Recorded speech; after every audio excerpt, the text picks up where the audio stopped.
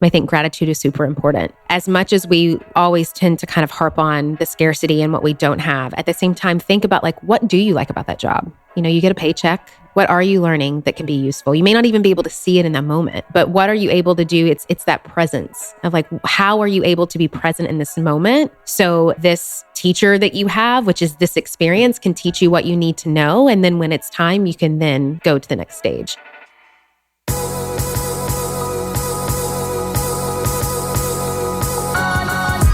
You're listening to the Almost 30 podcast, hosted by Krista Williams and Lindsay Simsick. Almost 30 started as a conversation about the transition from our 20s to our 30s. But then we realized life is full of transitions. So we expanded our mission. We are an intuition-led, wellness-focused lifestyle podcast that promises to deliver authentic conversations, diverse points of view, and insights rooted in optimism, growth, and intention. The Almost 30 Nation community is a group of purposeful dreamers who are smart, passionate, and always seeking the full potential in every aspect of their lives. At Almost 30, we're making magic together. We dream it, and then we do it. Thanks so much for tuning into the Almost 30 podcast. Here we go.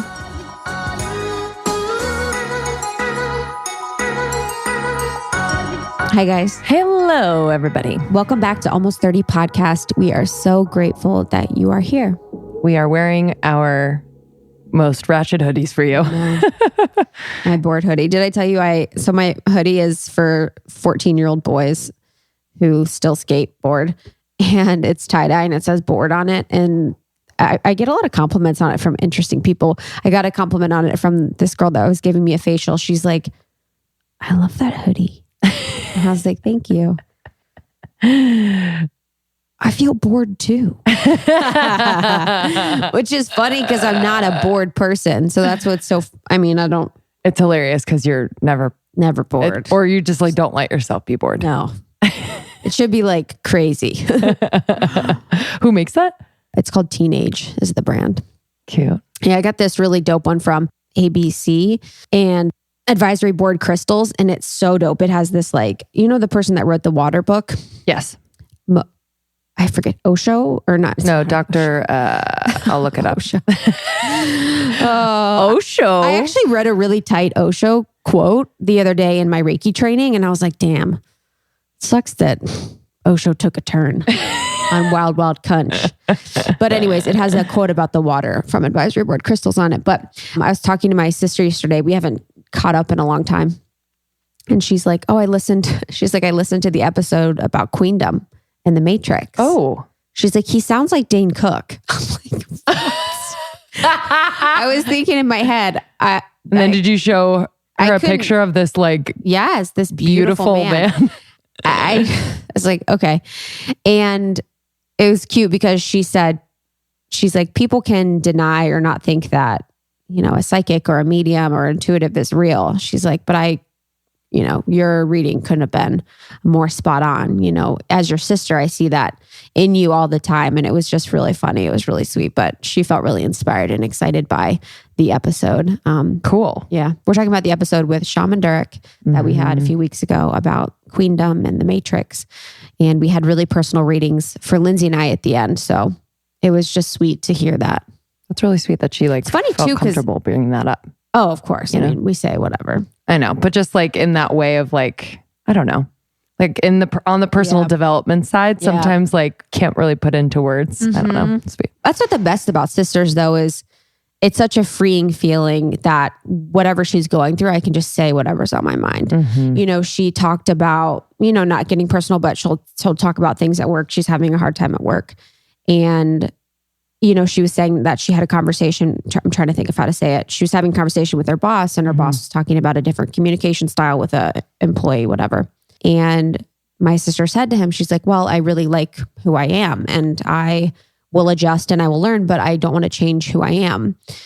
And, I was able to be like, if you did, you wouldn't be in this situation because it's a toxic environment at work. And if you loved yourself as much as you say, you wouldn't be at work. And it's just nice that I can go through the filtering process of thinking something and just say it.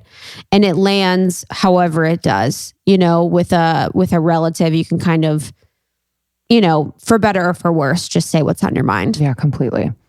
I was having a conversation with my brother where because sometimes I'll censor myself because I'm not sure how he'll react. And I just like said exactly what I wanted to say and how I felt and like what I felt he not needed by what I said, but just like needed. Yeah. And he got it.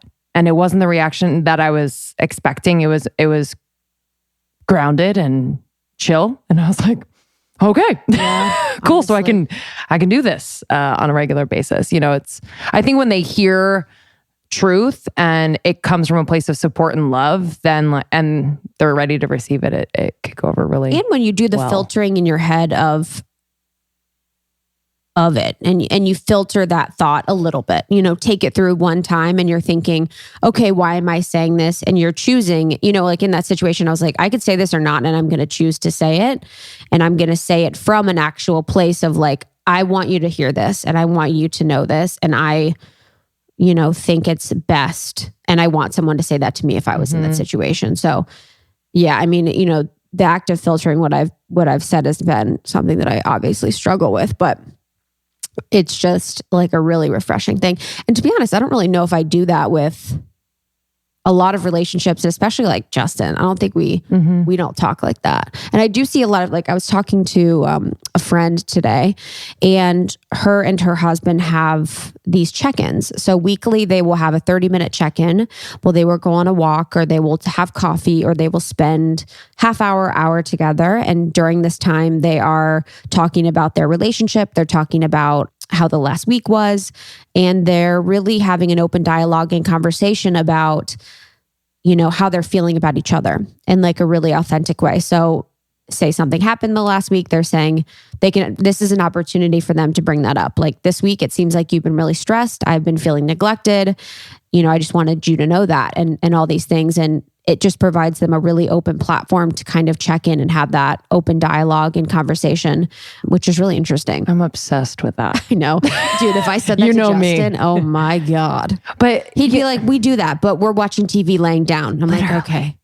I think there's something for women, or like the feminine energy, that like you need the undivided attention and no distractions. So no phone, no TV, no drinking, no smoking, no nothing, no, just there, that like will calm our nervous system for a very long time. It'll hold us over for at least a month. So if you can carve out a half hour, an hour, I mean, shit. I know. I know. I would have to maneuver and finagle it in such a way that he didn't know what he was doing. So it would have to be a trick. I think a walk is nice. Yeah. It'd have to be a trick. And I'd have to really think about how I was. Oh my God. He would sniff out. If he'd be like, whoa, what's happening one here? Thing. If I said one thing, I was like, I feel. Hey, I was like, hey, I just want feedback, you know, on how I've been in the past week. He'd be like, he would honestly be so scared. But, you know, it was something that I heard and that I thought was a really interesting thing to do. But think of all the things that you have incorporated into your relationship or introduced to Justin that now, because he's used to it and you guys do it, that like is just normal now. So it's almost like getting over the hump of like him being like, no. I know. Yeah, with any guy. The initial forcing. The forcing, he doesn't like the structure of it. He doesn't like, you know, it's like one of those things when you're really young and you see, if your parents sit you down at the table, and this is a situation I've been in, you know, where they're like, hey, could we have a talk? And you're like, oh, fuck. Literally. And you're running through your head. You're like, okay, this is, I did this. And you're just running through all these things. If your boss schedules a meeting, you know, in a week, you're like, the whole entire week, you're thinking about that friggin' meeting with your boss.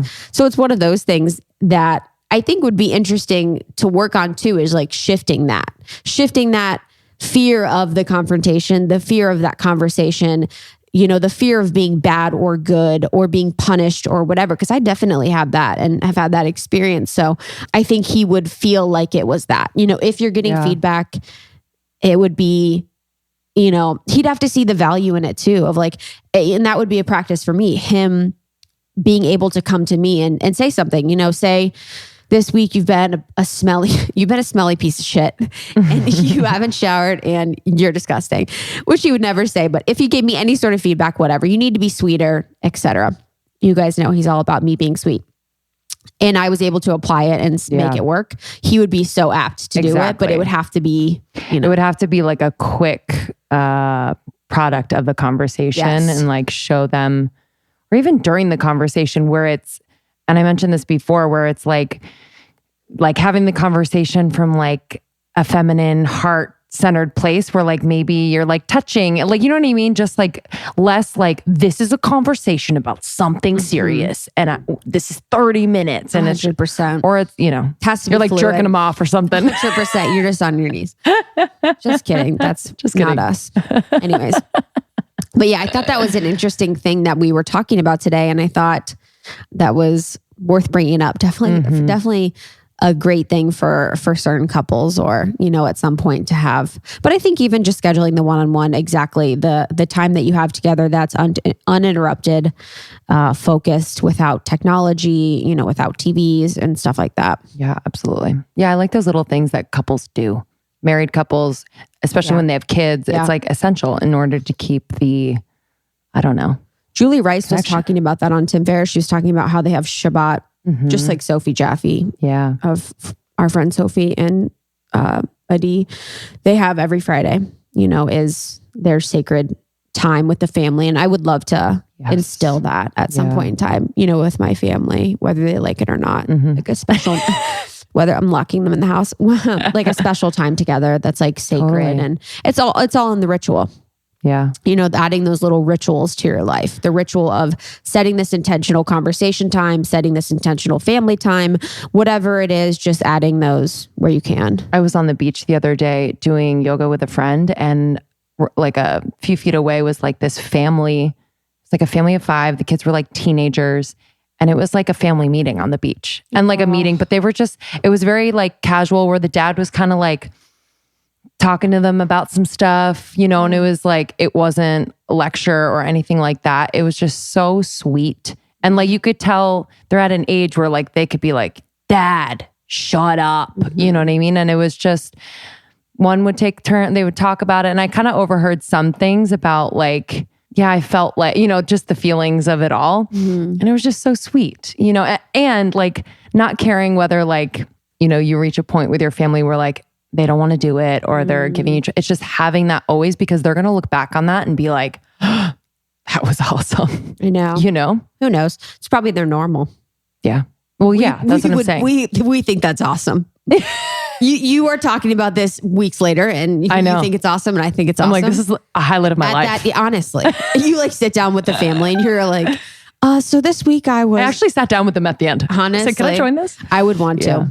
But, and that was something that I've been thinking about recently, since I saw a great post from our friend Sophie Jaffe of Ignited podcast. And she's been on our show, and same with her husband, Adi, and their beautiful Jaffe kid family.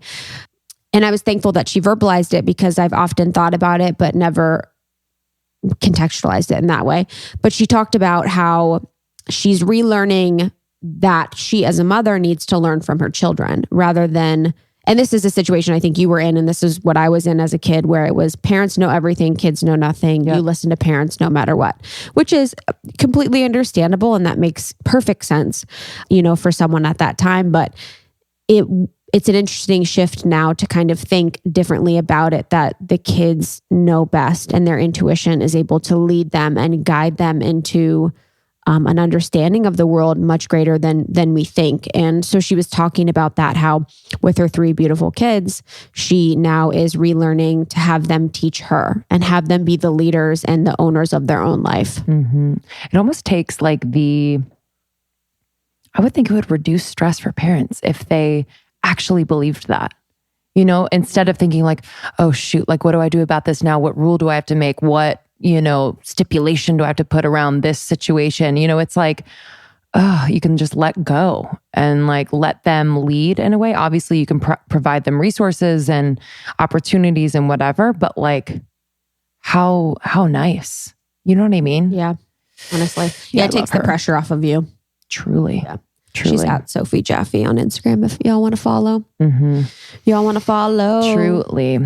Oh, we got like such a sweet tag from a member of mmhmm Bouchard's community. Oh my gosh, yeah. So sweet. Yeah, Just we were wanted to on. shout that out. Yeah, that was so sweet. We actually got a lot of messages. We've had a lot of listeners that have come from her podcast. She is such a doll. She has the mmhmm podcast. It's MIMIBEE podcast, and we were on her show, and it was such a fluid interview. I loved the questions that she asked, and I just really enjoy like everything that she does. She has cool events in her area and courses and everything like that, and she's such a babe. Yeah, her show is like centered around motivation, success, transformation stories, health and fitness, love and relationships, all the things. And yeah, check out her courses, mmhmm.thinkIFIC.com. But you can just Google it, mmhmm Bouchard courses, and you will find them. But yeah, she's one of those that I'm like, she's rocking it, doing her thing. I know. Love her. Love it. So good. All right. Today on the podcast, we are really excited. Feels like kind of a sister from another something. Totally. Julie Solomon's on the podcast. And I get hype when we talk to Julie. I love being around her.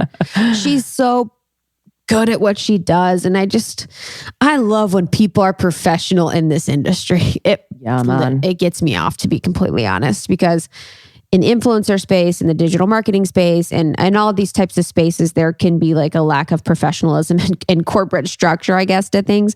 And she just brings that. She's so smart. She's so warm. She's so thoughtful. And we loved talking to her. She's done incredible things. And she's such an inspirational story of being in a situation where she didn't really love what she did, and then really figuring out what was the differentiator that she had and applied it to make her own business, where she now uses something that made her different as her like selling point and as the thing that makes her special. So I really think that this story is applicable for all of the women in the community, entrepreneurs or not, as she navigated her journey.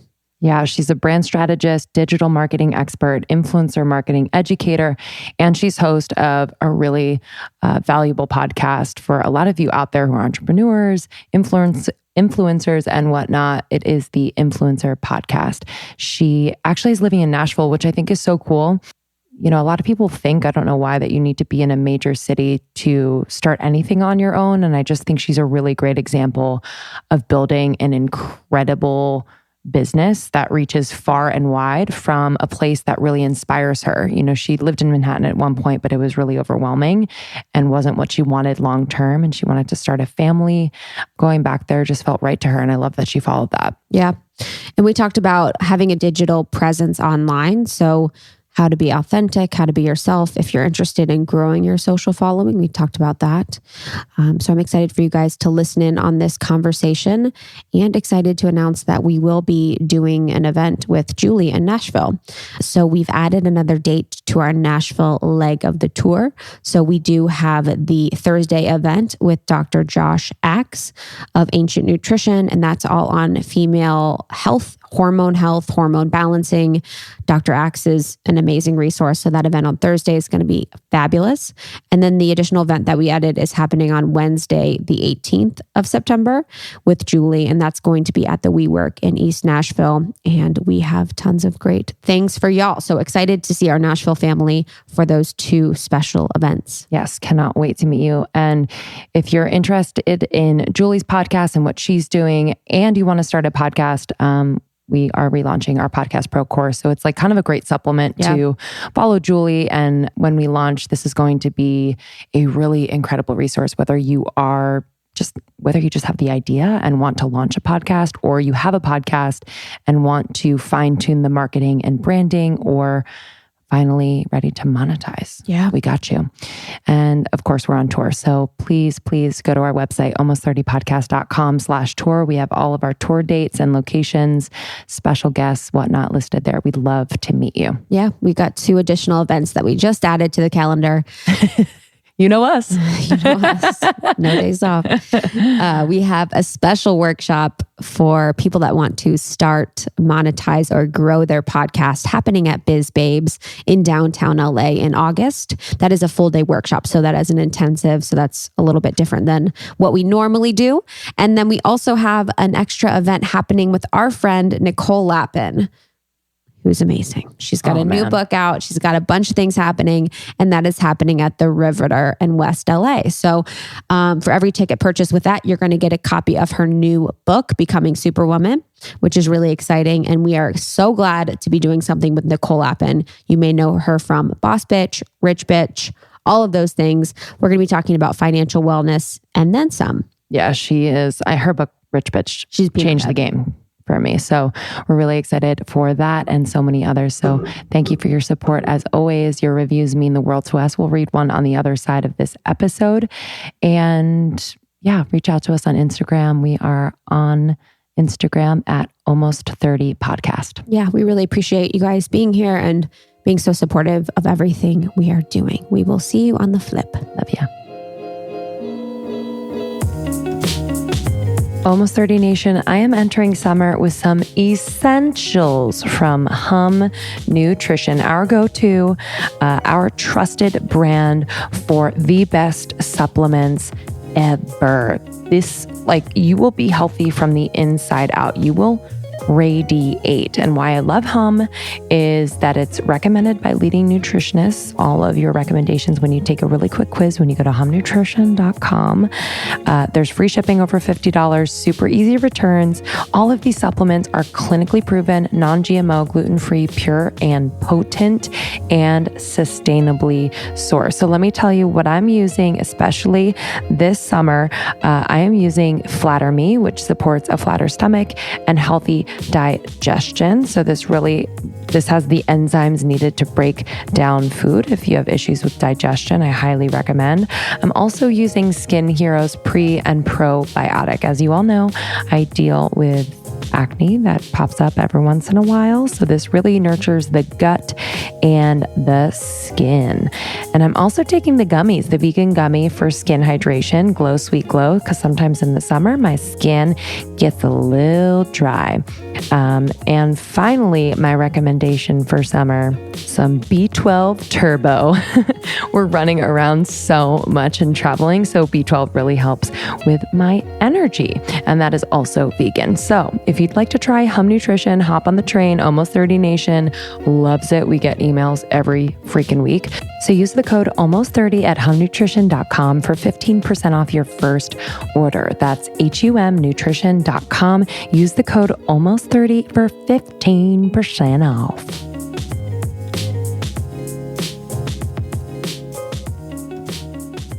Yeah. I'd love to hear about your story. So before you were the Julie Solomon that you are today, podcasting, helping bloggers and running your own business, what were you like? It was a disaster. And then I woke up one day and started a podcast. And you're like, here I am. Yeah. So I am originally from Nashville, Tennessee. Where'd you go to school? I went to the University of Tennessee. Cool. Cool. Tennessee. Yeah. Moved to New York City 2 weeks after graduating from college. I'd never been there. Did not know anyone. Did not have a job. And I was like, this is what I'm going to do. So I think growing up, obviously, I always had this calling or just this longing to want to experience more and to do more and to be more and all of those things. And so I went and did it. And I think that it was incredible because it changed my life. I mean, just going there, having to kind of figure it out. I mean, even as simple as and this was 2007. So this is pre-social media for them. I mean, there was Facebook and MySpace, maybe Twitter, but this was just Google. That's how you found stuff. That's how you connected with people. So I got into music publicity when I got there, which was incredible because I got to do a lot of fun stuff. I worked for a woman named Carlene Donovan, who's still in that industry. And she is and was at the time the publicist to every major music act, Lenny Kravitz, Pink, Maroon 5, etc. So I got to do a lot of really amazing stuff. I was 21, 22 in New York City, going to every amazing show, doing tour publicity for all these incredible acts, traveling here to LA to do fun things. And it was really, really cool. I learned a lot in that short time. How'd you meet her? How'd you get the job? So I Googled. I just applied? Yeah. I was like, I need to get a job. I don't know anyone here. So what I did, I remembered from college that, because I majored in PR and journalism. So I think there was a class we had to learn how to write a press release. Mm-hmm. And I remembered that press releases, they always have two things on them. You're like, press release, Julie Solomon's moved to New York. Right. Tell everyone. I'm here. Yeah. But I remembered that every press release has a PR contact, right? And then every press release at the top of it has this phrase that says for immediate release. And what that means is that that's the person that's sending out the press release, letting the media know that this piece of information is for immediate release. Sometimes it can say for delayed release or for release on X date or whatever. So I literally Googled for immediate release in parentheses. So that exact phrase would come up. And then I would put Lenny Kravitz, because I was looking for his PR person. So I was like, if I want to I knew I wanted to do music PR. So I went to the Billboard Top 200 and I was like, who are the acts right now that are killing it? Because if they're killing it, they're going to have a publicist on retainer, most likely. And so I just went down the list and I was like, for immediate release, Tim McGraw, for immediate release, whoever that was. And I probably found about 20 to 25 contacts that way. And you can still find contacts that way now. I used to, can talk about that too. But when I started blogging, that's how I found brand contacts. Same exact way. So did that, did a lot of interviews, got an interview with that company and got the job.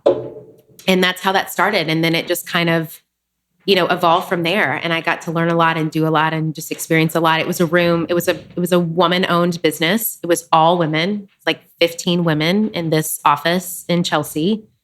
And they killed it. It was amazing. Wow. Yeah. To be resourceful in that way, I think is such a, I don't know if it's innate or it's just it's also it's something you have when you're very young and it kind of just translates as you get older into doing something like that. What other ways were you super resourceful early on? Yeah. I think that just my parents divorced when I was 7 years old and I had to move around a lot as a kid. So I think that from that, I just became kind of a little scrappy person. I'm like, well, I want to meet new people, right? So I got to be resourceful. I got to figure out how to do that. And I think that the resourcefulness also allowed me to focus on other things. So I didn't have to deal with my feelings, my feelings of loss. I lost a grandmother when I was really young that affected me. I lost, my parents' marriage. I lost my hometown because we moved. There was just a lot of loss between the ages of 4 and 9, which is a really prominent developmental time. So a way for me to cope with that loss was by being resourceful and by having a lot of endurance and resilience and kind of pushing through a lot of barriers, I think. That's probably where that comes from. I'm also reading a book called It Didn't Start With You by Mark Wellman. It is amazing. It talks about how your family lineage and your trauma of your family lineage can basically create the person that you are. So there may be some lineage stuff there too, with just the resourcefulness of just figuring it out. Would you ever work with someone to figure a psychic or an intuitive to do that? Oh yeah, I do that. I do. Yeah, I work with energy healers, astrologers. I've done an Akashic Records reading. Oh yeah. Ashley Wood. I love that stuff. No, Nicholas Salter. Cool. That was amazing. Was it good? It was fantastic. Really? Yeah. Yeah. It was really neat. Okay. So you're in New York, you're working at this company, and then what? Yeah. And then I kind of started to get a little, I wouldn't say burnout because I really did love what I was doing, but I kind of started to look around to the other women in the office and I was like, okay, is this going to, do I want this for my life? Because obviously that's the ladder that I was going up. And I was like, I don't think so. Do I really want to be in New York City at 32, minding and grinding? And I was like, I don't think so. Because I was looking around at all the other women and they were either they didn't have children or they didn't want children. And I wanted more of that family component. And then also being from Tennessee, as much as I love New York City so much, I didn't want to rate. Like I remember seeing like, it would be like snowing outside and these like moms with their 5 kids and the strollers in the subway. I'm like, no. Dude, bless. Yeah. For like, I can't. Like you are a way better woman True than angel. I could be. Yeah. I literally would see that and I'm like, dude, that is. Yep. And I'll be honest, like I would have to have a lot of money to live there. Oh, because really? I would need a nanny to do all that. Yeah. I would need a nanny. I would need a driver. I would need, and even things like you don't think of in New York City, there's a lot of buildings that don't have elevators. Yep. So then you're like doing like a 5-floor walk up, like with a stroller and a baby and kids. And it's almost dangerous. Like that city, like, I mean, we lived there and we loved it there, but it's like, it's dangerous. Like if you are also have little humans you have to look after, there's just so much more like cars and I don't know. Stuff and people. And sound pollution, like the loud sounds with I don't know. Yeah. A lot. So yeah, I was like, this is not what I want, but this has been fun and amazing. Met a lot of incredible people who are still in my life today, just really good lifelong friends. And I had an opportunity at that time, kind of like the universe's way of pushing me where I needed to go next. And a publicity job at HarperCollins opened. Now HarperCollins has an imprint in Nashville and it's their faith-based imprint. So like every big thought leader, every big pastor, every big faith-based person, Christian faith-based person that puts out a book usually comes from that imprint. Ah, okay. There's a couple of others that are also now owned by HarperCollins. So I was like, okay, so it's PR, it's publicity, but I'm just going to be doing books instead of music. So I can do that. I can figure that out. So I took the job. I went back and started working there. And then that kind of led into this other like amazing phase that happened. And yeah, so then I did that, got to work with a lot of incredible people, got to work on a lot of incredible books.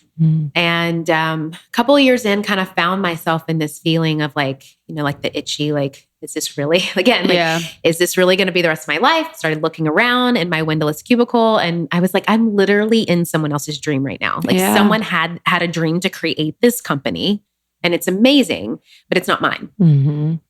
However, I did make sure that when I was working at the PR agency in New York or more of the corporate environment at HarperCollins, I did a lot of the work that other people didn't want to do. And I really I tried to use that opportunity in that moment just to learn everything that I could learn so then I could then step into something myself. Yeah. I don't think that I could have ever been the entrepreneur that I am without having that experience. Yeah. And I think a lot of times that's where I see a lot of people that come up now that they come out of the gate, right, out of college, like I'm going to be an entrepreneur. And I'm like, but and that's amazing. That's great. And a lot of people do figure it out. However, I feel like that a lot of people tend to like snub their nose at the corporate life or at the agency life. And to me, that it taught me how to be an entrepreneur, all of those experiences. So I 100% agree. I do feel like that. Like when I see even in blogging, like girls that came up and they didn't have a job and they just worked in blogging, the level of professionalism is so different. Yep. And work ethic. Yes. And just knowing how to connect with people and write emails. I mean, that kind of led, you know, we can talk about that as well if you want about kind of how that transpired. But I totally saw that as well. Yeah. It's like, and you know, the corporates are big for a reason. It's like they've grown and scaled and they have all the processes in place that allow them to be successful. So learning from that is so important. Absolutely. You know, like, so systems and like I love an SOP. I love a system and a process better than anything. And a lot of times, you know, people don't, at least the world in which I'm accustomed to, my audience who are influencers or aspiring to be influencers, bloggers, YouTubers, what have you, if they haven't given themselves that gift to have that experience and to be someone's assistant or just to really take the time to like do the shitty work that no one else wants to do. Like there's so much beauty and like amazingness in that. Dude, yes. Preach. Yeah. Well, because I think people want to like skip 100 skip the steps. We know there. Skippers. Yeah, no, but it's just, and it's not like ew. It's just like, oh, like, you know, we talk about it a lot where we're like, you know, we get messages from people who want to become podcasters. And like so much of our, you know, we can answer as, you know, a certain amount of questions, but then it's like, we are where we are and we are who we are because of the process of figuring it out. You know what I mean? So like we do want to create resources for people to help them navigate this space, but so much of it is just your own experience and how you've been able to figure it out, which you touched on before. It's just so formative. So. Yeah, for sure. It's like a hard balance as a female to support, I want to support as many people as I can, but then I feel like people ask for so much and so many resources and so many things that we've worked so hard for that at a point, you're like, wait, what? Is this how it's supposed to work? You know what I mean? Like, or it's like, what do you really want? I guess? For sure. Like, I don't know. It's just like with giving everything away that you've worked for, you're like, is this how I'm supposed to be giving? Is this how I'm supposed to be supporting other people? Is this how they're supposed to be learning? It's like an interesting balance that I think about all the time. I'm like, of course I give as much as I can. And I do more often than not am giving it without question. But I do think about that. I'm like, am I hindering their process? Am I not helping? Am I selling myself short by giving everything that we've worked for? Yeah, it's kind of that idea of like, no, you can't pick my brain because it costs too much. Do you say that to anyone? Or in a nice, like a way that... No, I mean, what do you creates do? a boundary, what I've learned in that is I actually give my best stuff away for free. All of my best stuff. When it comes to selling a product or service, I feel like you have to give pretty like the what. Like you have to give all of the what away. What you don't give away is the how. The how piece is the transformation. It's the results piece, right? And people buy results. They don't buy information. With that said, though, I think that when someone comes to me or you guys and they're like, "How did you do it?" They're not really asking how I did it. They're asking how they can do it. And so I think that how again, because they want to know how can I do this? How can I make this happen? And I think that it's important to. In the boundary that you said that word, which is huge, because there's a fine line between I want to share with you what I did, and all I can all I can share is this is what worked for me. I don't know if it's going to work for you, but this is what worked for me. But you also have to remember that what you hold is the container. It's really up to that person to show up and do the work and see the results that they want. So no matter how many programs that I have, no matter how many podcast episodes that I have, if you don't want to show up and really do the work and take the accountability to transform yourself, then you're not going to see a result. And I can't be attached to that because everyone has their own guidance path. And by me trying to step in and interject in your guidance path, I'm actually just kind of stealing from you the one thing that you need the most, which is your dignity and going down your own guidance path. And so I think a lot of times too, that people will look for other people to do that. Like come into my like intersect my guidance path, make my guidance path yours. But then you're just kind of setting yourself up for failure because it's not what you don't know or what you feel like you're limited to that upsets you. It's when your expectation of what was supposed to happen becomes violated. And then, and then you just, you go into the suffering of that.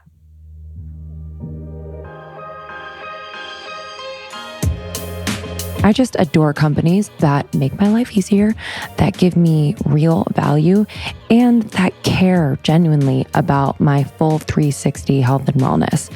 Fit is one of those companies. Fit is a new way to discover health and fitness. This is a location-based discovery platform available on iOS, and it helps users find nearby fitness studios, healthy restaurants, outdoor adventures, and upcoming events in 28 cities currently and growing across the US and Canada. And their mission is to make healthy living a lifestyle. It's to make it more fun and accessible by connecting people to fitness studios, those restaurants, experiences in a city near you.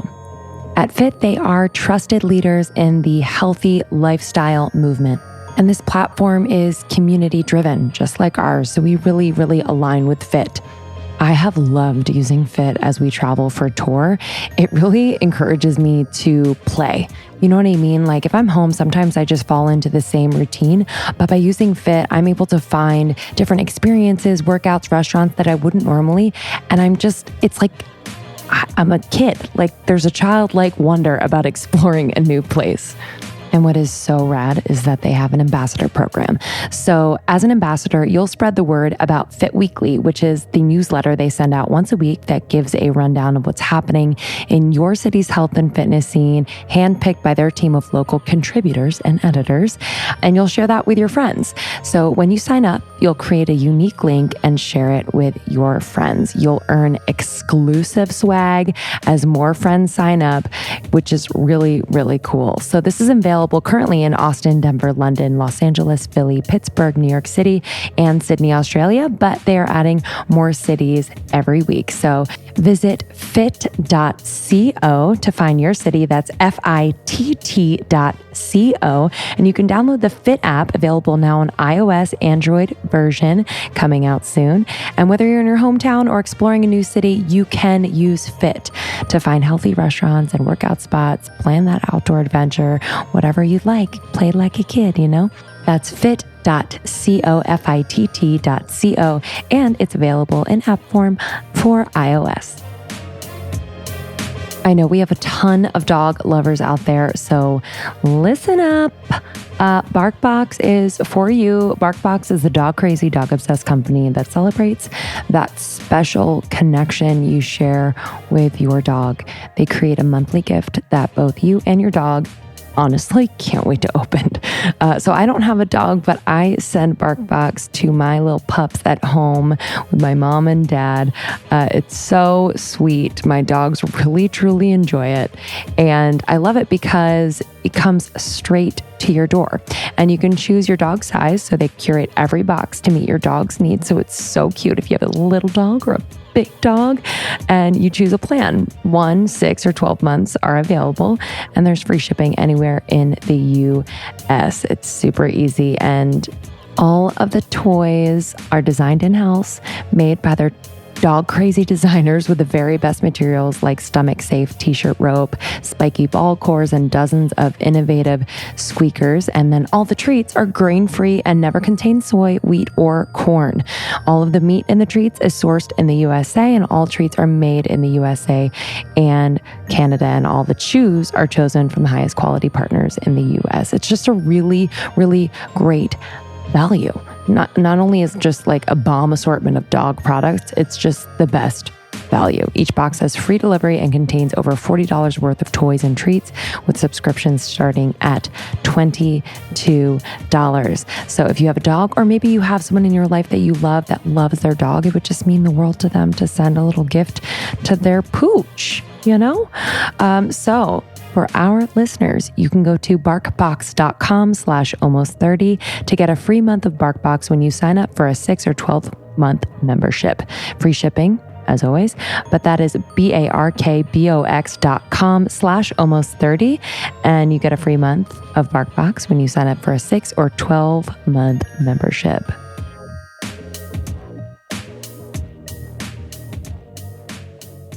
What would you say to before you get back to your story, what would you say to the girl in the cubicle right now that maybe doesn't like her job? Yeah. I mean, if she doesn't like her job, I would say to listen, like really listen to yourself, and listen to yourself about, why don't you like your job? Like kind of make a list of all the things of why I don't like it. If I could wave a magic wand and paint a perfect picture of my job, this is what it would look like. But at the same time, I think gratitude is super important. Mm-hmm. As much as we always tend to kind of harp on the scarcity and what we don't have, at the same time, think about what do you like about that job? You get a paycheck. Mm-hmm. What are you learning that can be useful? You may not even be able to see it in that moment, but what are you able to do? It's that presence of how are you able to be present in this moment? So this teacher that you have, which is this experience, can teach you what you need to know. And then when it's time, you can then go to the next stage. So it's a twofold of being grateful for kind of the gifts and the moments that you're having and letting those be your teachers, while at the same time also not selling yourself short and really listening to yourself. And if you do long for something more, if you want something more, go and get it, mm-hmm. and listen so when the time's right to make that happen.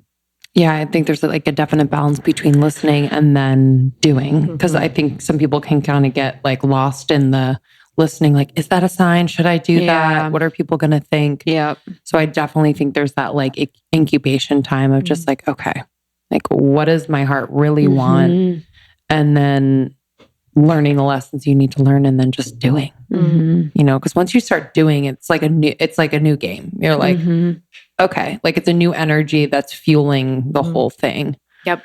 And then I think after that, it's just being, because doing is kind of more egocentric, right? And so it's like, we can do so much for ourselves. And I think a lot of us have a higher capacity of power or resilience or, you know, resourcefulness or whatever, you know, we were talking about that earlier. So I think certain people have more capacities for those things than others, but also realizing that you're going to hit a ceiling at some point of doing to where you have to step into this new brilliance of being.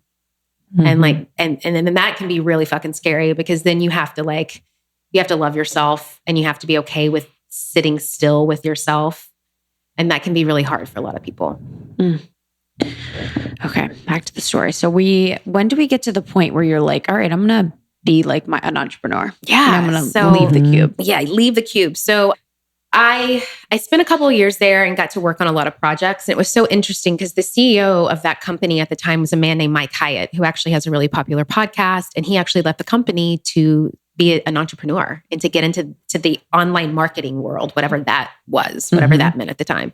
And I was like, you know, I think that there's something here. And I think also too, that I saw how kind of like the generation before me was living, but I also got this sense that like our generation was going to be the ones to kind of break that mold because of social media. We just had more access to things. And even if the access didn't change, we just started finally believing that we did. We started finally believing that like with nothing more than a laptop and a dream, like I can do whatever the hell I want, really, True. you know? Yeah. And so I kind of made that decision. I was like, I don't want to be here anymore. Like, I think that I learned what I need to learn, and anything past this point is just going to be complacent and like small and safe. So I'm ready to kind of take this leap and see what happens. So I left and I started a book PR company with another woman who had worked there. So we basically just went out on our own as freelancers. And then that company became a client.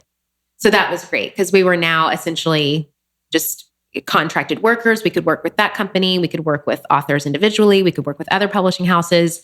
And around that same time, I moved here to LA. I had met my husband and he had already lived here. And so I moved out here and we became pregnant very, very quickly within the first 8 months of knowing each other.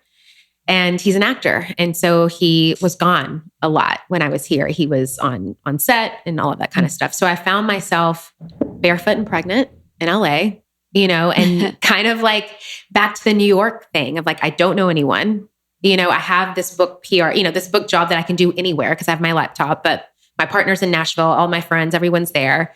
So what do I do? And so I started kind of just like looking around and looking online. And I started noticing that for some reason, like the one thing that every chick in LA was doing was this thing called blogging. It was like everyone moved to LA and like started a blog. And so I was like, well, I'll do that and see if I can meet people. It wasn't even a way to monetize or to do anything. It was literally to like make friends. Because I knew that if I blogged, that I could get in front of the brands. There would probably be some events, networking opportunities, and that would be a way for me to kind of mix and mingle in the city. So I started that and then quickly met other bloggers and started kind of doing that thing. You know, I would get invited to events. Blogger friends of mine would have me be their +1, what have you, and started to kind of dive into that. And I had a lifestyle/mommy blog because I was a new mom. And dove into that. I liked to write. So that was fun. It was a creative outlet for that. It gave me something just to kind of do that was mine. It allowed me to meet a lot of people. But about a year into that, I started noticing that a lot of these other young women that were blogging, they didn't know what the hell they were doing in terms of business strategy, monetization, marketing, and specifically from my lens, being a publicist, pitching.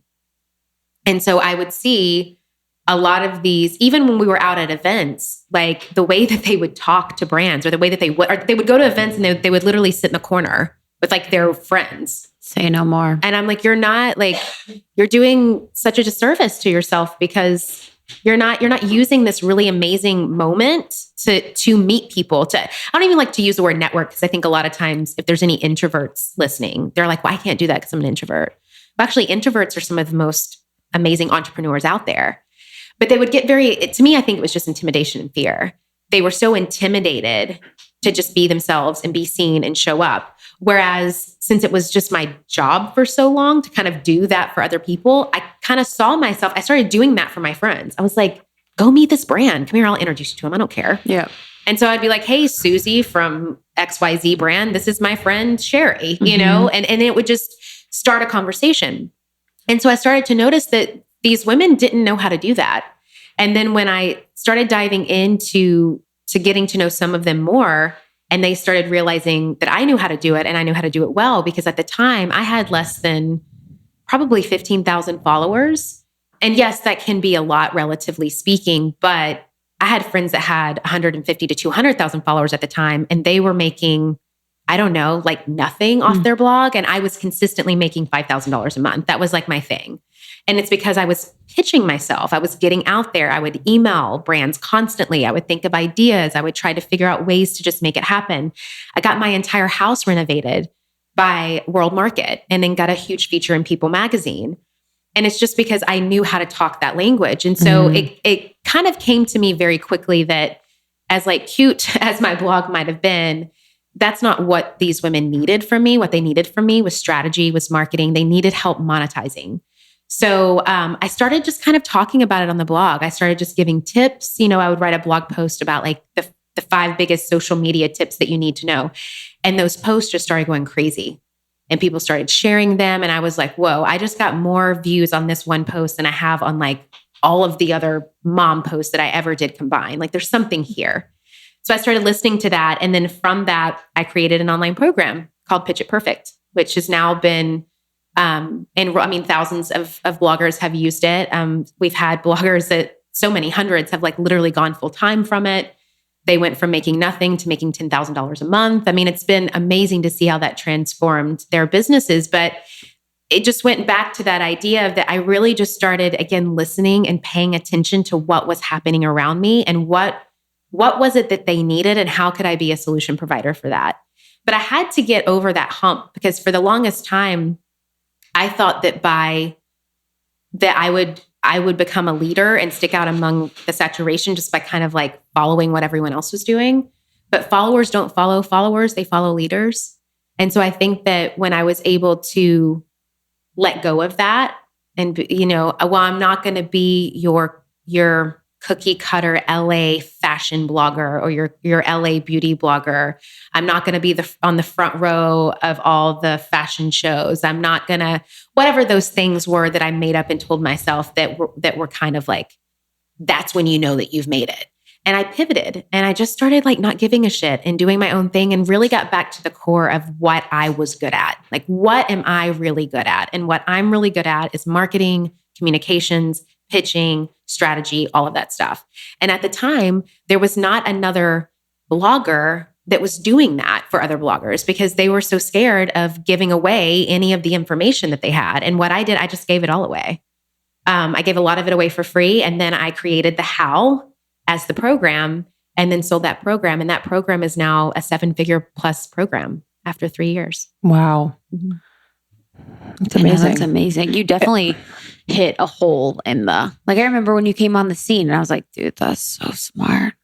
And it's also like, it feels like good karma too. Yeah. Do you know what I mean? Like within a business, you know what I mean? And I know that's not specifically why you're doing it. It's just like, it kind of feels that way. And it also feels like, you know, like success does come both monetarily and just other ways by doing things like that, where it's helping people, you know, and where they come back to you and they're like, now I'm doing it full time. Like, thank you so much. You know, it's just, there's something to that. Mm-hmm. Yeah. And that's the thing that it's like, that's what makes me feel successful. It's not, you know, I never created that program being like, I want to create a 7-figure program. Mm-hmm. I never thought about that. I really went into it saying like, okay, I know how much I need to like pay the bills. So if I'm not going to be doing a lot of brand deals anymore, because I'm going to be focusing on this program, as long as the program can supplement that, then we're cool. And it really went from, I wanted people to know that they could do it too. Because I think a lot of times people would make up and be like, well, Julie just does that because she was a publicist, or because she knows a lot of people, or because she's married to an actor, or whatever they had to tell themselves so they could continue being small. And I'm like, no, like you can make up and tell yourself what you want to think of other people all day long. But the reality. How often do women do that? Oh my gosh, we do that all the time, even like subconsciously. Yeah. We're constantly doing. Wait, give me more examples.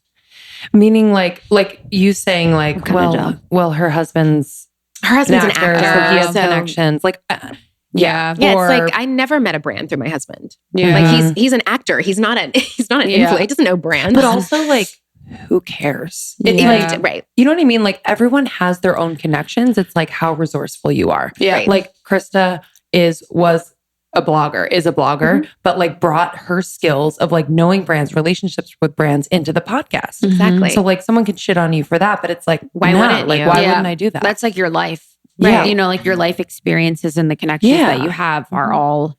But women, I just feel like, and I've done that before where we're so quick to be like, well, you know, she's done this. We had the one time we were on, these girls were talking about us on a podcast. They were like, we love them, but they also have photographers following them around, and they have a team that does all the work. Yeah. Well, that's called running a business. Yeah. 100. That's called a business. And that also would be like, wish you knew what we did behind the scenes. Right. Like, really. It's like, I really love Starbucks, but they have like people that work behind the desk, and like, they have like people that make your coffee. I mean, they're a good company, I guess, but they have like all these other people who pour your coffee. It's like, oh my God. Where's the founder doing that? Right. It's like, show me one successful company that does not have a team. Peace and bless. It was funny. Peace and bless. Yes. So what are some things that people, so for bloggers and entrepreneurs, like they didn't really know how to pitch. Like what are some other mistakes that you see women making online when they want to build a brand? Yeah. And I think that this kind of goes back to what we were just talking about too. The algorithm, right? People love to make up and tell themselves that the algorithm is this like hairy, scary monster that's like standing outside their door waiting to burn their house down. And I'm like, no, babe. The algorithm is it's an equation. It's like 6th grade algebra, right? It is literally, it only works off of what you give it. So like if your 2 + 2 is not equaling 4, it's because you have the numbers, 3 and 5 in there. So you can't get upset at the algorithm. It means that you're either not doing something right, you don't know what you're doing, you just keep doing the same thing over and over again, expecting a different result. You just keep doing what everyone else around you is doing, which makes your content completely oversaturated. And then the algorithm is like, oh, your followers don't want to see this content because they didn't like it. It's not that they didn't see it, so they didn't like it. They didn't like it, so they didn't see it. And I think a lot of times, I even have friends, they're just like, oh, I mean, they're like the follow for follow, the loop giveaway, the algorithm. And I'm just like, girl, stop creating that content. If that photo didn't get a lot of likes, try something else, because it's only working off of what you give it. And I think the more that we just make up and tell ourselves, which just because of the algorithm, if it wasn't because of the algorithm, I would be Kim Kardashian. Mm-hmm. And it's like, no, it's literally that your content is not something that your audience is finding useful, period, end of story. Yeah. And I think one specific example that I've been noticing lately that I'm like, and whoever started this is genius, but there was a blogger out there, I don't know which one it was, but they must have had a knack for photography and design, because they thought of this idea, well, why don't I create presets? Because no one knows how to make their photos look pretty. So I'm going to create the presets and I'm going to sell it. Great product line. Whoever thought of that and started doing that. I think it was Tessa. Dude, she's number one. She's number one. And she had a phenomenal, unique look. It had that orange, red, fiery kind of thing. And she was a genius at thinking, well, how can I monetize this? Well, I'll just create a product line of presets. But the problem is that now all these other bloggers have bought the same presets. And so now every blogger's photos look the exact same. Mm-hmm. And you're all sitting here like shocked that the algorithm's not working in your favor when all of you look like Tessa. Mm-hmm. It is crazy. Like, yeah.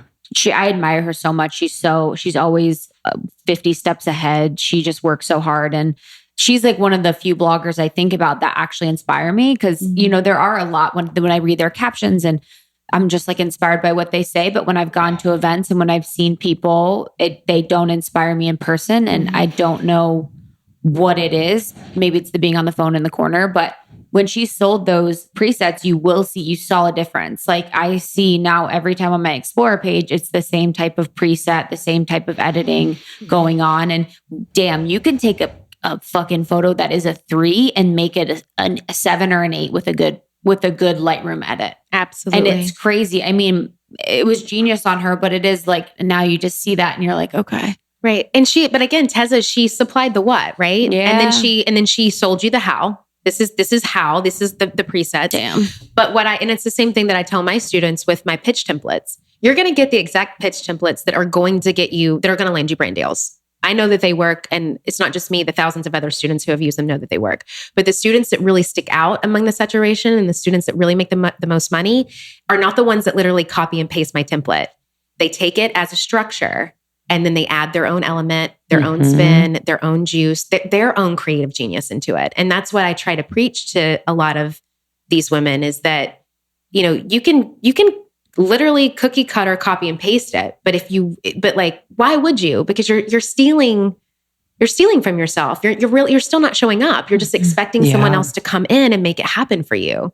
So I think that that's been the issue with the presets is that it's just been a copy and paste instead of using it more as just a baseline and then going from there. Yeah. Yeah. That's a habit too. Like if you're doing that in one area of your life, where else are you kind of just taking the easy route, copying, you know, yeah, it's really, and it's just, I don't think people are doing it on purpose all the time. It's just what they know and how they, you know, what's comfortable for them. And you don't know what you don't know. And that was the biggest thing for me that I just got so, that was the shift for me is that when I saw myself getting into that rat race, and this was back when like reward style and like to know it were like, you know, everything was like to know it.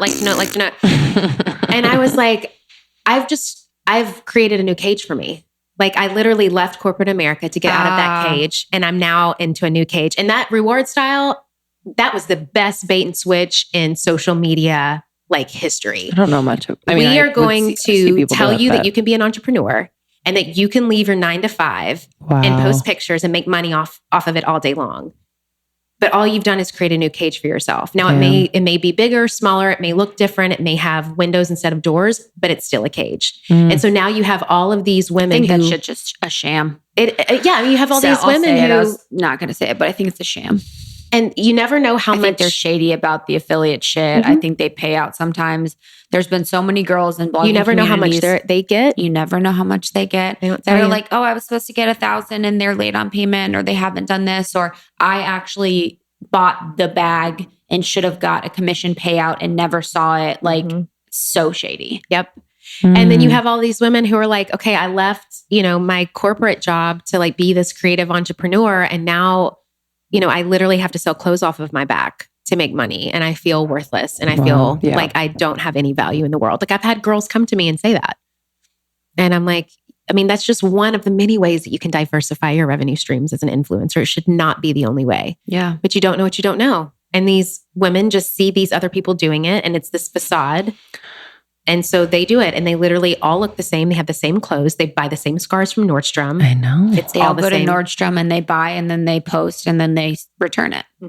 And that's the thing too about the industry is like, it's so much about the new, like fast.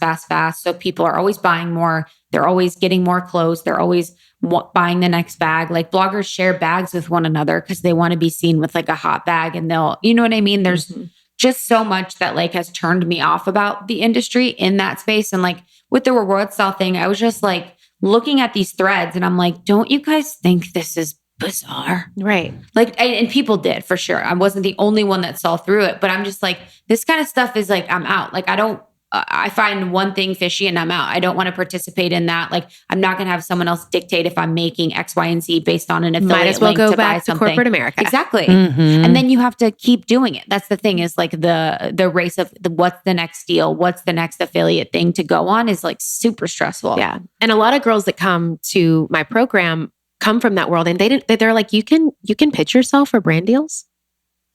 And I'm like, yeah. Like they don't even, again, they don't know. All they know is, and I think that since we live in LA, we see things, we're kind of on the tip of the arrow with things. But if you have a girl from Greenville, South Carolina, and her only lens into this world is what she sees on Instagram. For sure. And she just sees Reward Style or Shops, whatever X affiliate company all the time. She's not going to know any different. And so a lot of it is kind of like they get brainwashed into thinking one way. And then you literally have to retrain your brain into thinking more expansively and more open about it. Yeah, I wanted to ask about that. Like, how did you shift your mentality of thinking more expansively and openly? Like to go from working in the corporate world to having a 7-figure launch, like what was your mental game like to allow for that and to believe that? I think a lot of it was just my own personal journey with letting go of control and letting go of perfectionism and letting go of that idea that I had to think and feel a certain way, and that I also had really good ideas about how other people should think and feel, because that's just not how the world works. So for me, I think it was letting go of that idea, because the way that I started thinking about it is that like you either let go or you get dragged. And I started becoming just dragged by this whole thing. And the more that I would try to force the blogger thing to kind of fit into this box, it was like the square, the peg and the round hole, or however you say that. But I kept trying to force this thing that just it didn't work for me. And I think that that's why you see people like, let's use Ami Song, for example. She shines and thrives and is dope. This insane fashion, because at the end of the day, she really freaking loves what she does. I never loved fashion that way.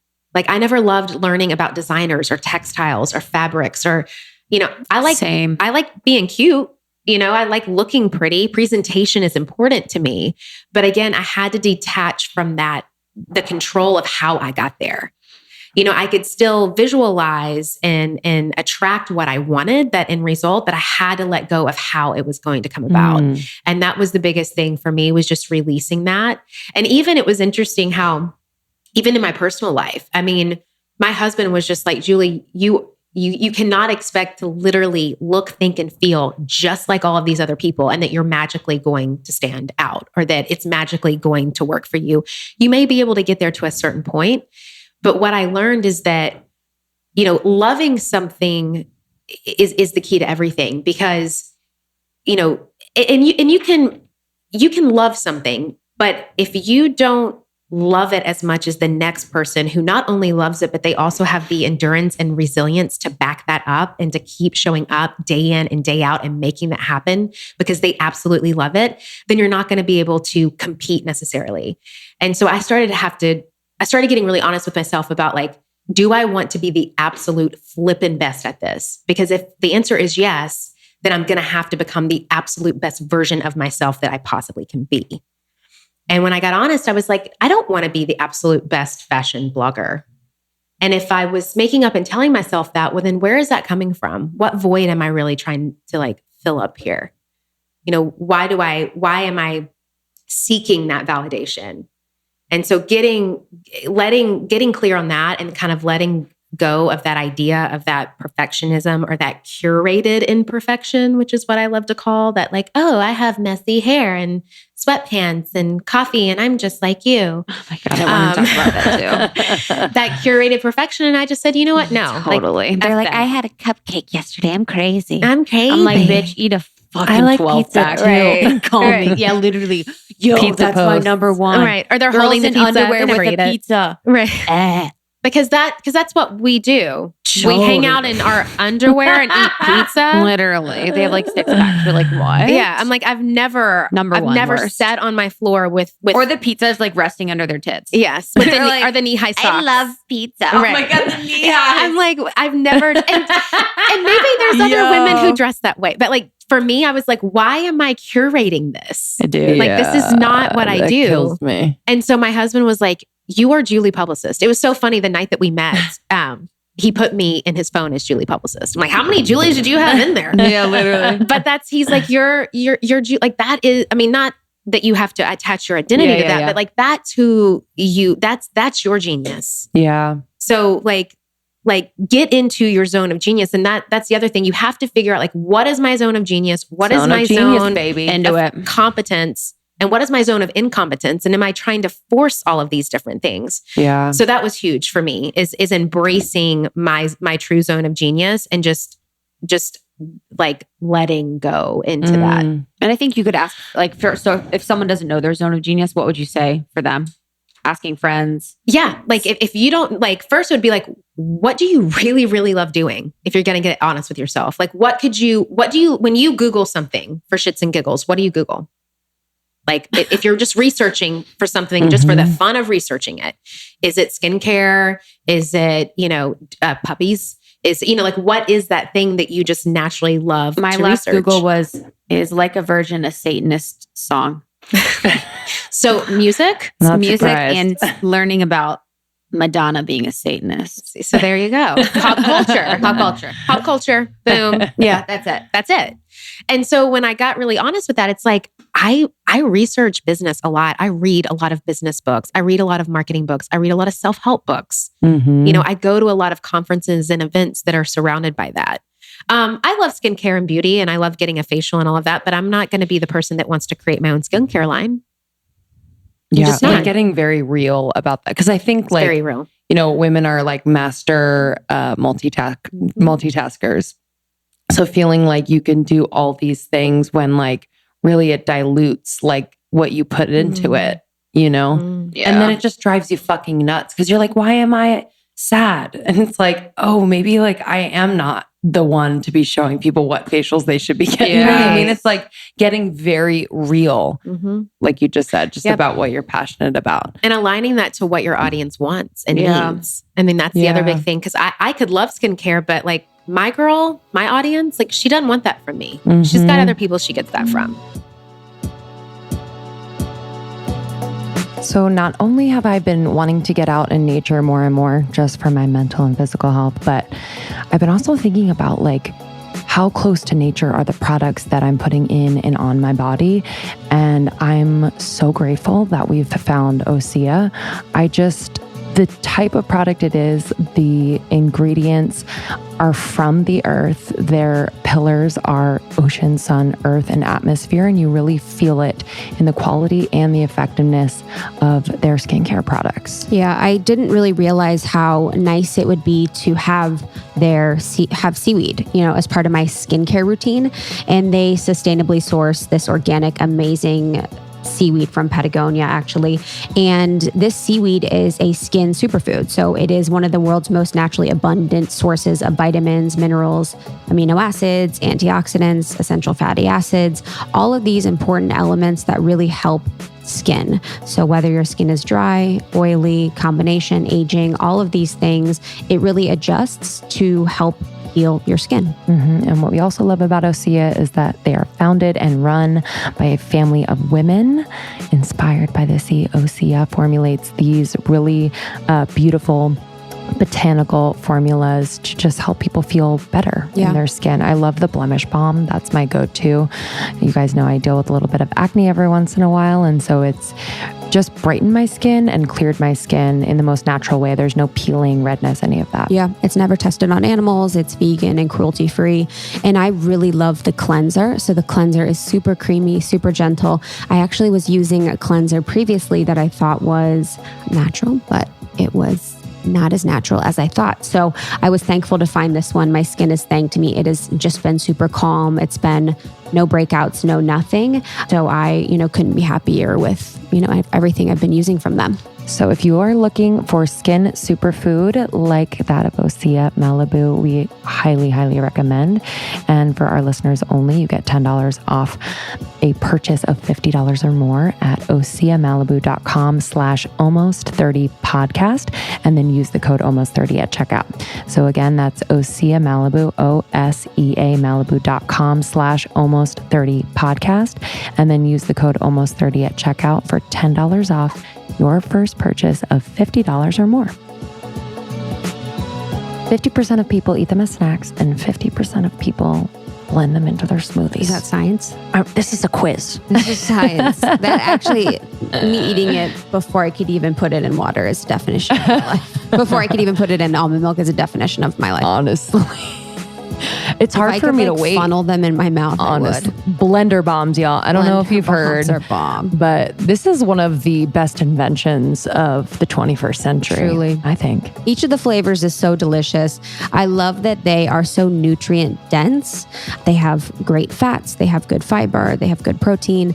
And it's an easy way for me to get something in before a workout, after a workout, on the go, that I know is going to fill me up, make me feel good, and be so delicious. Mm-hmm. Yeah, the healthy fats is the key. So if you're making your smoothies in the morning and you don't have a healthy fat as a part of that smoothie or smoothie bowl, or even adding these as like crumbles on top of your hot oatmeal, I love to do. It's really important. So it satiates you. It also helps, for me, I've noticed, just like brain function. You know what I mean? I don't know if it just like makes my brain a little more slick, but I feel it. And they're delicious, undeniably delicious. This is a female-owned and founded company, which we're just so proud to support. I just want to shout out my favorite flavor of Blender Bombs, which is the aloe and collagen. I really love. It has aloe vera in it, Irish sea moss, bee pollen, pecans, dates, almonds, walnuts, flaxseed, hemp seeds, chia seeds, raw honey, sea salt, cinnamon, and vanilla, all packed into this gorgeous bowl. Swear to you. What do you love? Man, I mean, dude, I know. Give me any of them. I was actually, when you were Give talking, me an hour. I was actually thinking, I'm like, why don't we have any in the fridge? Yeah, actually, I'm kind of got confused. I love any of them. You guys can never go wrong. But I really love too that it's founded by Helen. So her Instagram is Hush Up and Hustle, and she was born in Atlanta. And she really just took her passion for health and wellness and decided to do something about it and make an awesome business. And we couldn't be more proud of her and to be connected with Blender Bombs. Yeah, so go to blenderbombs.com. You can use our code ALMOST30 for 20% off your first order, which is such a great deal.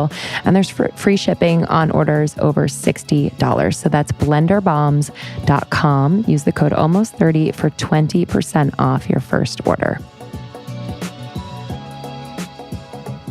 I wanted to go back for a second to when, so you got pregnant very quickly. I did. And so how did that like change who you are as just a human being, but then also like within business? And then, you know, a blog is a very personal thing. So how did you keep it personal, but like also create boundaries as you were growing a family and just being a mom, you know? Yeah.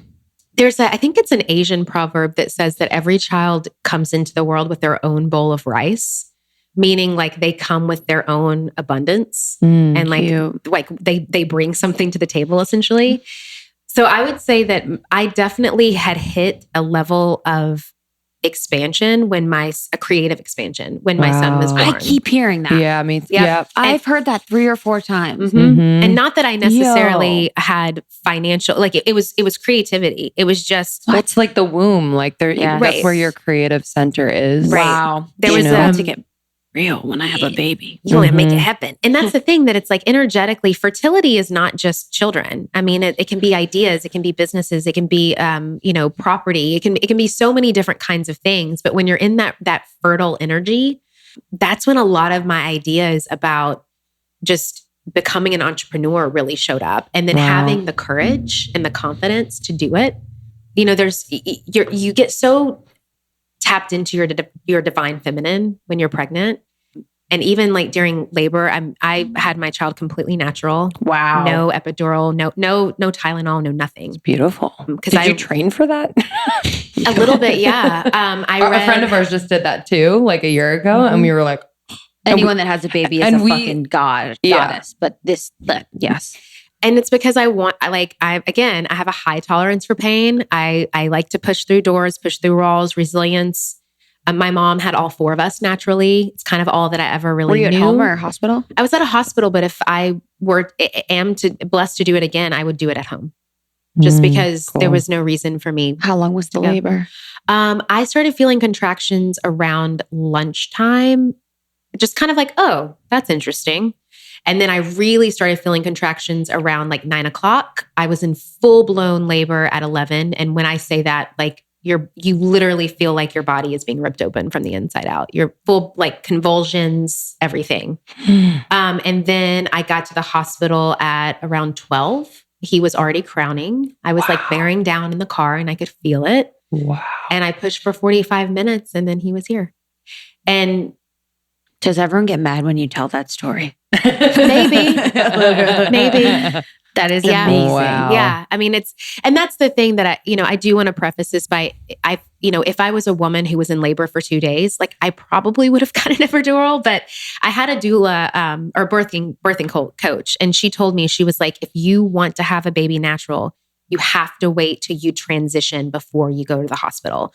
So there's this moment, it's kind of like the calm before the storm, that after the contractions, you kind of have this stillness. And for me, it lasted about an hour. It may last longer or shorter for other people, but it's kind of like, oh, well, that was just the craziest thing that ever happened to me before. Let's go get a soda. I mean, you feel so fine. And then you start to bear down. And then that's when the actual like delivery starts. But she said, if you go to the hospital before the transition, you're going to want an epidural. You're going to be in so much pain, so many things. So I actually went through the majority of my labor at home. Beautiful. And then we got in the car. Luckily, it was midnight. Birth coach was there? No. Oh, okay. No, just me and my husband, Cool. And my in-laws. Of course, my father-in-law was like, I told you I should have left early. I was like, thanks. Making me feel real good right now. Hey man, do you have a vagina? Yeah, Okay. Yeah. I mean, I don't know if it happened in that way because I could feel everything. And I like your body tells you when to contract. Like you literally don't have to do anything but squat and breathe. And like bearing that there's no health issues, right? Bearing that it's aligned. That's all you have to do. And a baby will come out of your body. I mean, it's gravity, it's nature, and nothing will make you realize how animalistic we human beings are until you have a baby. Because babies, the sense that's most heightened is their smell. They can't really see yet or hear yet, but I actually saw my son like slither. Like he could smell my milk and like slither up my body to my breast. Yeah. I was like, I'm a mammal. Like I am a freaking mammal. That's amazing. Yeah. It was insane. You like see them. You can actually YouTube it. You can YouTube babies and they're just like, they like slither up their mother's body. It's going to be my once new he gets YouTube out. obsession. Mhm. Wow. Oh my! What would you? They smell it. For our mothers that are listening, we have a thriving, almost 30 motherhood group. What would you say to them that are working and, have a kid? I would say to just be gentle with yourself, but also know that like none of us have this fucking figured out. And it's like, there will be multiple times a day that I will get very resentful and frustrated with just the life of being a mom. And, some people may think that that's an asshole statement because there may be a lot of people out there that have been trying to have children for a really long time. So they're like, how dare you say that? And I totally get that and hear that. But it's just the nature. Like I'm human, and there will be those days that I'm just like, I don't want to be a mom. Or I'm being selfish and I'm being a freaking child and I'm suffering and I'm choosing this, but this is my feelings right now. And I really do I have to mom right now? Right. And so I think for me, it was interesting because my pregnancy was amazing. My labor and delivery was, thank God, was very easy and healthy. My postpartum was kind of funky. I had some major, I wasn't put on medication, but I had some major baby blues. Like I would be crying in the shower. I never wanted to harm myself or harm my child. I loved him, but I just remember sitting there being like, this was the worst idea that you ever had. Like, what the F were you thinking? Like, I'm like, you barely know this guy, my husband. Did you get married after? We got married when I was pregnant. Okay, so cool. We got married. My husband did like a movie and it was, again, abundance. Like we get pregnant and then he's just like work. So there was a time in July that he was not working and we eloped at the beach. July 24th. And then our son came in September. So it was fast, but there was just a lot of just emotions. But that was kind of the first time that I just allowed myself to feel them without judgment. So for those that may want to judge my story, I would also just encourage you that, if you want to be a mom and that hasn't happened for you, or if it's not going to happen for you, just it's so easy to judge yourself and to judge others, but really it's just a reflection of what's going on within you, of your own self-judgment. And so I would say to be gentle with yourself. And if you have those moments that aren't perfect, and if you have those moments that like you want to be selfish and you want to be human, to just let that feeling come, and then, you know, it will pass. And what was it like navigating like with your husband? Like, were you able to kind of communicate that, or? Yeah, you know, it was so interesting in the beginning because I don't want to say for men because I don't want to generalize it, but for my husband and from what I've heard from lots of other dads, nothing really changes for them in the beginning. I mean, they may lose some sleep, but he was like, cool, we got a kid. Okay, I'm going to go work out. You know, like he's like, hey, I'm going to a concert tonight. And I'm just like, okay, I'm like leaking and bleeding and like, I'm a freaking elephant right now, but you go do you, dude. So I think that there's probably waves of resentment that kind of happen on both ends, and just navigating this new thing with this child. And I was never the kind of mom that was like, when I have a child, I'm going to be fulfilled. And I just want a van of babies crawling on me. And, you know, I don't have to work. Like I knew that I was never that type of person. I knew that in order for me to show up and be the best version of myself and be the best mom that I could be, I needed my thing. I needed a creative outlet. I needed to work. I needed to serve in that way. So then it could fill my cup up, and then I could come and I could serve my family. Yeah. So that was a huge thing of just kind of learning. But then also, you know, having our son and having that fertility that we were mentioning earlier, of just so much creativity came from that. And it kind of forces you to be home and be still and be with your child. And the breastfeeding thing is a whole other journey. That was very, very hard for me to produce milk. For some women, they're like milkmaids. So I had issues around that, and because I wanted to breastfeed as long as I could, because I thought that was what was the best for my child. I really felt guilty when even like when it was time for him just to eat food. Like I felt guilty about that. And it's like, Julie, it's an avocado. It's okay. Like relax, you know, like he's fine. So I think just allowing yourself to go through those motions, but then also seeing the abundance that happens from that is really beautiful. That's so cool. Last question from me. For someone, like I want to talk about authenticity and vulnerability online. For like a lot of our girls do want to share more vulnerably, you know, online on Instagram or what have you. What would be some advice that you would give to them? You know, the way that I define vulnerability is really the action of showing up and being seen, even when you cannot predict or control the outcome. And it goes back to that control thing that we were talking about. I think a lot of times whomever, people online, women online, they don't know how to be vulnerable. They say, I don't know how to be authentic, or I'm being authentic. I'm showing up, I'm sharing, but nothing's happening. But I think that it's because they're being authentic with the expectation of X, Y, and Z. Or I'm going to show up and be vulnerable with the expectation that this, and this will happen.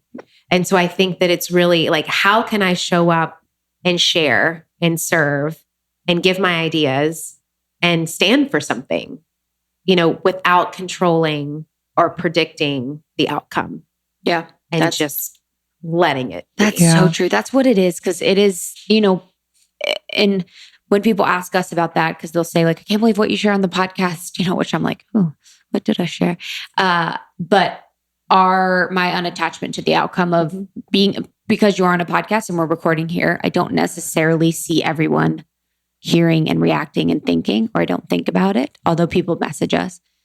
That unattachment to the outcome is so important. It's everything. Everything. And when and that was the other thing too, the pivot for me of when I started the online programs. And then of course the influencer podcast came after that, because they wanted that information. I had no expectation or outcome with the podcast. And I think that because a lot of people are like, how did that work for you? And I'm sure you guys get this question too. Like how was that the medium that was successful? Because we've all tried. You know, you and I were bloggers, and like you have a history in, you know, in acting and a lot of other creative elements that you did. And people tend to be like, you know, why did that work for you? And I've even had girls that, you know, women in the industry that, you know, I'll see them or we'll meet in person and they're just like, how is that working for you, but it's not working for me?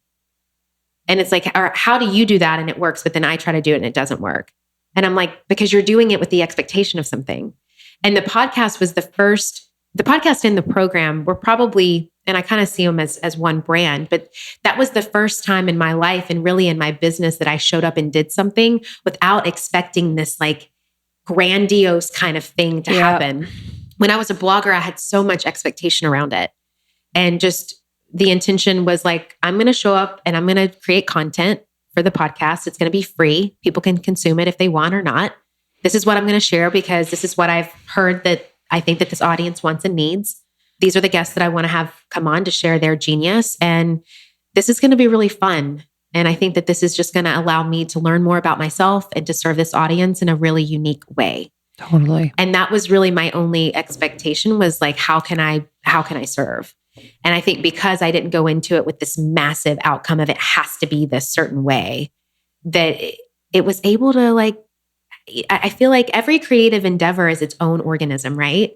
And the more that we step into that organism's guidance path, the more that we're like, it's kind of like you're squashing it. It can't breathe. It can't grow. It can't thrive because you're over here like smothering it with all of your controlism and your perfectionism and your all of that stuff. So the more that you can just let it go, the more that it can just flourish. Yeah. So true. I feel that. Preach. Very much. 100. Seth. How can our audience connect with you? Yes. Tell us all the things. All the things. So I'm over on Instagram stories, more specifically. I don't really post on Instagram feed very much. It was interesting. I did like a test last year by myself. I was like, I'm just going to stop posting on my feed and just start showing up on stories every day and see what happens.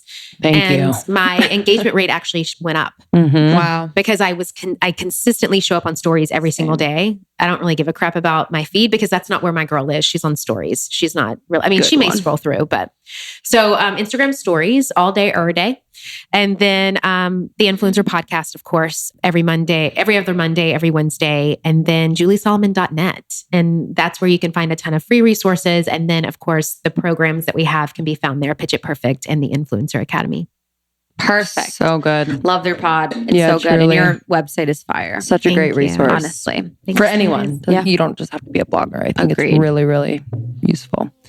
Thank you so much All for right, guys, being keep it here. 100. Love you. Bye. Bye. Thank you so much, Julie, for joining us. You can find Julie at juliesolomon.net, SOLOMON.net. And please listen to her influencer podcast. It's so, so dope. We also love her Pitch It Perfect course, and the Influencer Academy is just incredible and super comprehensive. So check that out, juliesolomon.net. And please join us for our event with Julie in Nashville on September 18th. Yeah, looking forward to seeing you guys on tour. We have so many events that we just get so much from seeing you guys connect with us and connect with one another and just be a part of a community and, share in an amazing energy. So thank you so much for joining us on tour. You can get tickets on almost30podcast.com/events. And thank you for your reviews. Truly, it means a lot to us and we take them to heart and read every one of them. This one is a 5-star review. Truly empowering. Krista and Lindsay have started a movement bringing women together around the world that is truly amazing. They are so genuine, funny, and a blast to listen to. Krista and Lindsay and their guest either say exactly what I'm thinking in a way I've never been able to express it or open my eyes to something new and interesting. There is no such thing as a bad episode of Almost 30. Thanks, ladies. Much love. That's from Slove. Thank you so much. Thanks, honey. Means a lot. That means a lot. Thank you guys so much for taking any time that you do to DM us or message us or anything like that. We really appreciate it. It's super kind and we love all of you. So thank you so much. We will see you on the next one. I hope you have an amazing day. See ya. Love ya.